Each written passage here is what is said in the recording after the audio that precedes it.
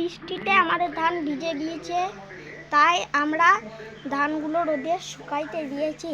তাই আমরা আজ তুলে দিচ্ছি। চলো তোমাদেরকে দেখাচ্ছি। বাবা আর আমি ধান তুলছি। এই দেখো আমি ধান করছি।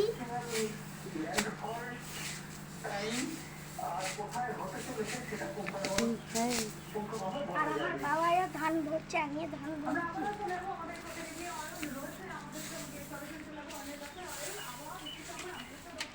দেখলে বন্ধুরা ওইখানে ধান ভরছি।